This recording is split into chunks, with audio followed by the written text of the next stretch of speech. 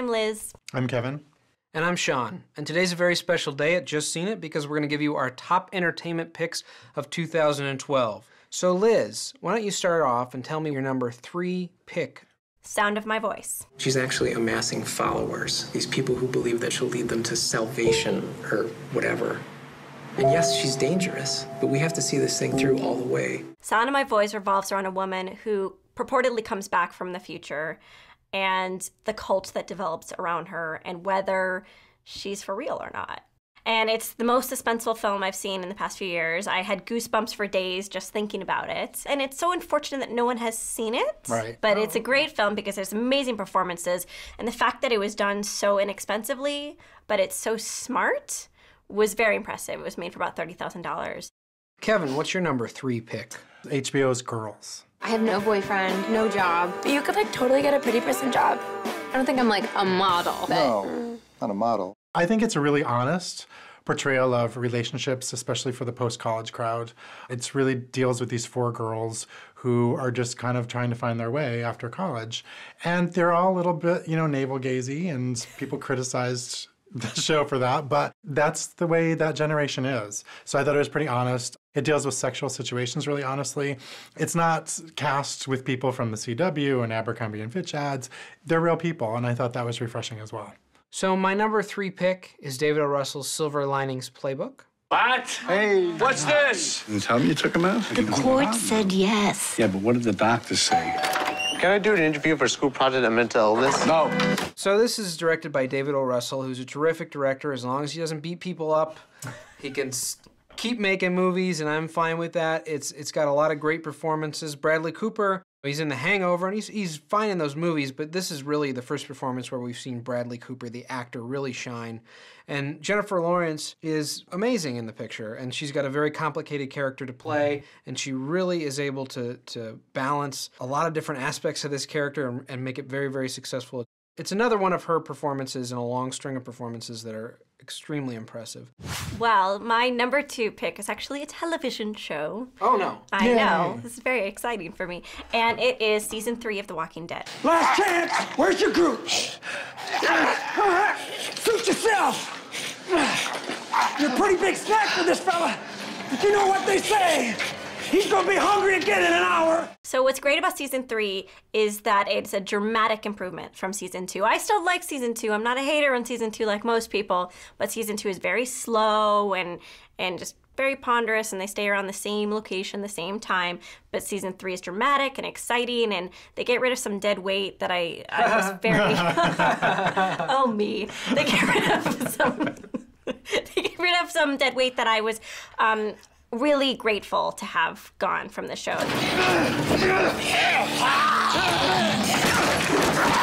So my second pick is a movie that nobody really ever saw. It's called The Pact. I'm really worried about Nicole. I don't know where she is. Hey, Nicole!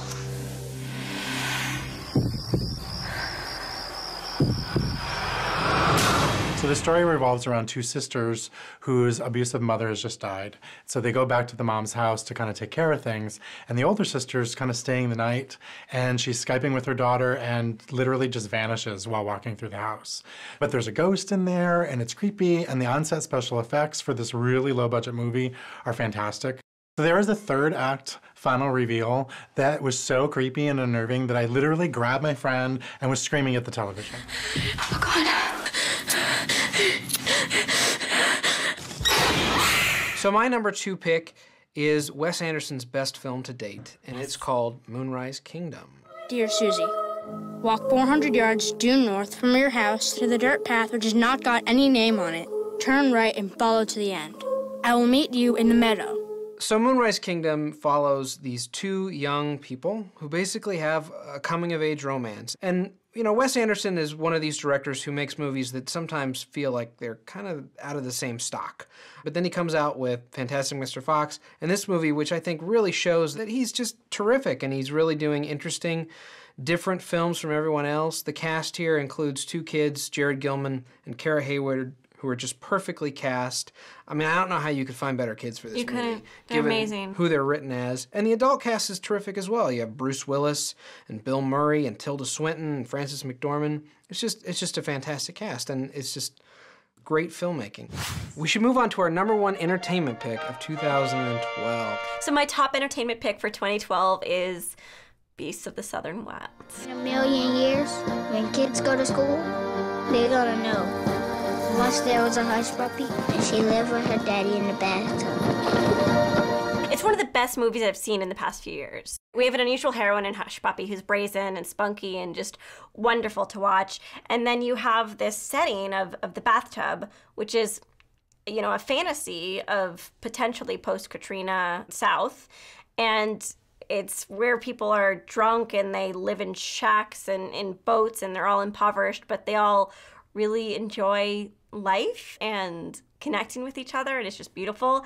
And then, I mean, just the story is so personal and intimate amidst this epic scope. It's a fully realized world, and I don't care how young or inexperienced she is. Kavajane Willis, one of the best lead female performances of the year. Absolutely, Amazing. absolutely. My #1 pick is The Perks of Being a Wallflower. Do you think if people knew how crazy you really were, no one would ever talk to you? Come on, let's go be psychos together. This was a film that seemed to have a good pedigree. It's, you know, this acclaimed novel and it has all these great people in it, but then it was kind of at the theater, but not a lot of people saw it. But I thought it was, you know, Oscar-worthy. I think it's beautifully written. It's actually directed, and the screenplay was written by the author of the book.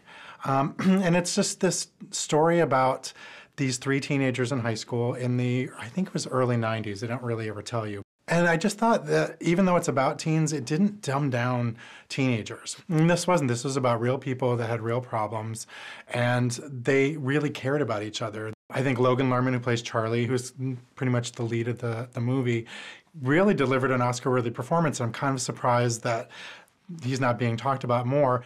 My #1 pick, top entertainment pick of 2012, is The Hunt for Osama bin Laden, as chronicled in Zero Dark 30.